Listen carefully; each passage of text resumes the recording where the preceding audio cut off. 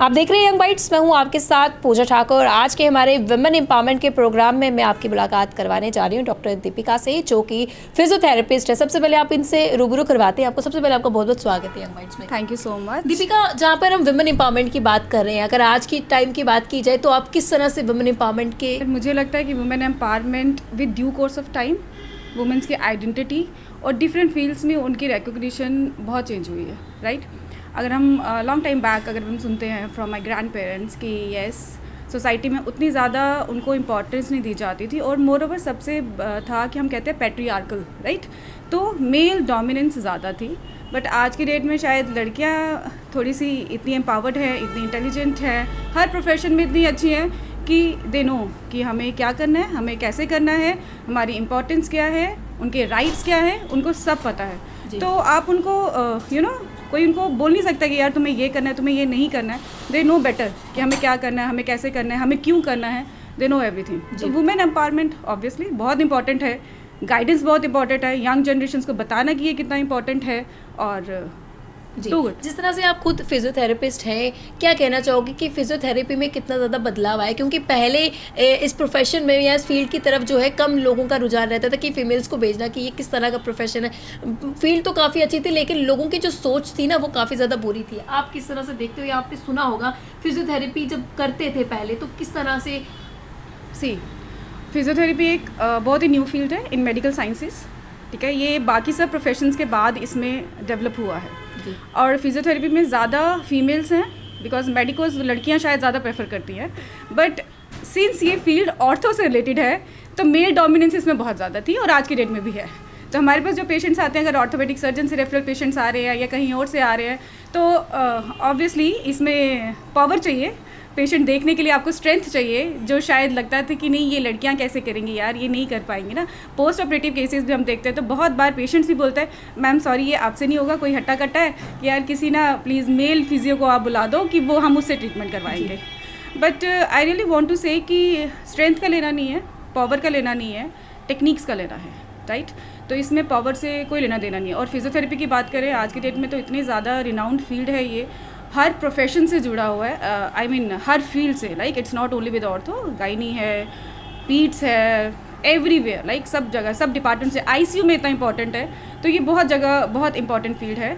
तो ऑब्वियसली अब फीमेल्स बहुत ज़्यादा, और डायरेक्ट पेशेंट्स आपके पास आते हैं, उनको पता है कि हमें क्या करना है। क्या लगता है आप पेशेंट जो भी आपके पास आते हैं उनकी सोच में आप कितना बदलाव आए? क्योंकि जिस तरह से आपने शुरुआत में खुद ही कहा कि पेशेंट भी खुद ही कहा करते थे कि ये इनसे नहीं होगा, या इस तरह से नहीं कर पाएंगे, या उनकी मेंटालिटी ऐसी होती थी कि लड़कियां कुछ नहीं कर सकती है। तो किस तरह से देखते हैं? अब ये है कि अवेयरनेस एक्चुअली फिजियोथेरेपी फील्ड में भी आई हैं, अदरवाइज भी आई हैं। अब मैंने कहा कि वो पैट्रियार्कल सोसाइटी नहीं रही है, राइट। फीमेल्स ने अपनी आइडेंटिटी बनाई है, उनको पता है कि हम कर रहे हैं, हम कॉम्पिटेंट हैं, और हमें पता है कि हमें कैसे करना है। तो अब वो चीज़ है ना कि आपको कोई गाइड कर रहा है, आपको बोल रहा है यार ये ऐसे करना है वैसे करना है, अब वो सुनने वाले नहीं है because they know they are the best. Physiotherapy को लेकर लोगों में इतनी पहले नॉलेज नहीं होती थी, और इतना पता नहीं होता था कि किस तरह से क्या है, और इतना लोग ज़्यादातर डॉक्टर के पास ज़्यादा प्रेफर करते थे कहीं कोई मोच आ जाए, क्योंकि हम उसको टेक्निकल तरीके से भी ठीक कर सकते हैं। अगर बात की जाए फिजियोथेरेपी की, कितना बदलाव शुरुआत से लेकर अब तक आया है? मुझे अब इस प्रोफेशन में ऑलमोस्ट 10 ईयर्स हो गए, 10-12 ईयर्स इनटू प्रैक्टिस।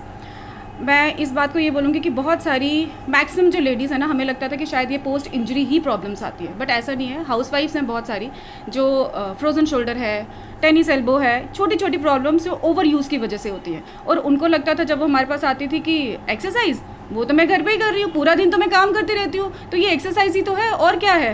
बट ये बताना कि राइट टाइप ऑफ एक्सरसाइजेस वो एक्सर्शन है, राइट। तुम जो घर पे काम कर रहे हो भाई वो एक्सरसाइज नहीं है, वो एक्सर्शन कर रहे हो। तो एक्सर्शन की वजह से प्रॉब्लम है, और इसके ट्रीटमेंट के लिए आपको एक्सरसाइज करनी है। तो that is all together is different thing. तो वो लेडीज़ को बताना। तो अब हाउस वाइफ से हमारे पास इतने सारे पेशेंट्स आते हैं कि जो लेडीज़ को पता है कि अच्छा नहीं मुझे एक्सर्शन नहीं करनी, मुझे एक्सरसाइज करनी है, तो मैं I am going to consult a physiotherapist. ऐसा कौन सा ट्रीटमेंट है जो पहले पॉसिबल नहीं हो पाता था, अब फिजियोथेरेपी में वो जो हो पाता है, और जो सोचा नहीं था लोगों ने? पेन मैनेजमेंट एक सबसे बड़ा इशू है, राइट। पहले पेन मैनेजमेंट के लिए हम नो डाउट एनाल्जेसिक्स अभी भी चलते हैं, मेडिसिन अभी भी चलती हैं, बट अभी बहुत सारी ऐसी टेक्निक्स हैं इन फिजियोथेरेपी जो हम एक्यूट फेज में पेशेंट्स को रिकमेंड करते हैं, राइट। आज की डेट में हम लोग ड्राई नीडलिंग कर रहे हैं, हम सॉफ्ट टिश्यू मोबिलाइजेशंस कर रहे हैं, ड्राई कपिंग कर रहे हैं, हिजामा कर रहे हैं, और वेरियस टेक्निक्स जिनको अप्लाई करके हम एक्यूट फेज में उनके ट्रीटमेंट को वहीं स्टक करते हैं, राइट। हम उसको आगे नहीं बढ़ने दे रहे हैं। तो उन ट्रीटमेंट्स का बहुत अच्छा असर है, पेशेंट पे बहुत ज़्यादा इफेक्ट हो रहा है, और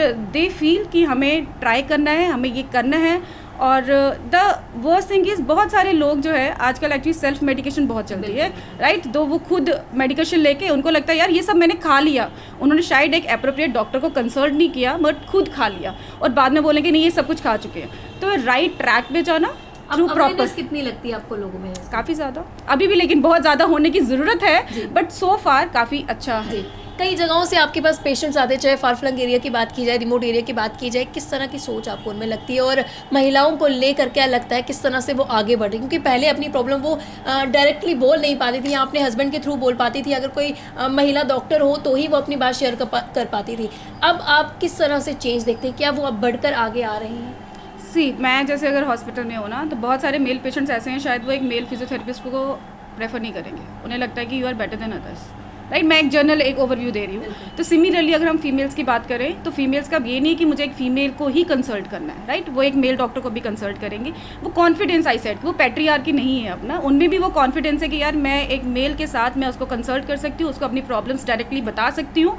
there is nothing new in my body which is not in his body, जी, राइट। उनको पता है कि मुझे क्या करना है, मुझे किसको दिखाना है। तो मुझे लगता है यार फीमेल्स एम्पावरमेंट से ज़्यादा ना कॉन्फिडेंस फीमेल्स में बहुत ज़्यादा है, राइट।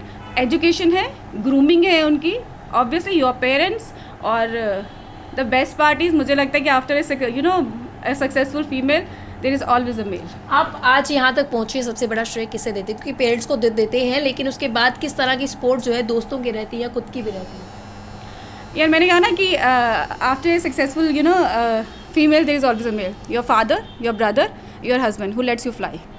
तो मैं सीरियसली ये कहूँगी, एक being a female, I am a married, a mother of 2, और मेरे हस्बैंड ने कभी मुझे रिस्ट्रेन नहीं किया होगा।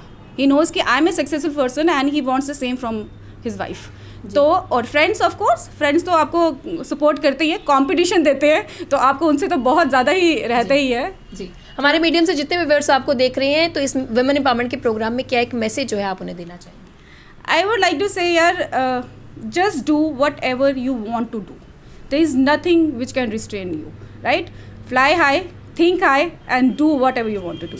थैंक यू सो मच हमारे साथ जुड़ने के लिए। तो आज के वुमेन एम्पावरमेंट के प्रोग्राम में हमारे साथ डॉक्टर दीपिका जुड़े थे। उम्मीद है कि इन्होंने जो एक मैसेज दिया उससे आपको कहीं ना कहीं कुछ ना कुछ सीख जरूर मिली होगी। अगले अपडेट लेकर फिर मैं हाजिर होंगे और अगले हफ्ते नई शख्सियत से आपको रूबरू करवाऊंगी। तब तक के लिए आप देखते रहिए Young Bytes, journalist Rajiv Gupta के साथ मैं पूजा ठाकुर, यंग बाइट्स जम्मू।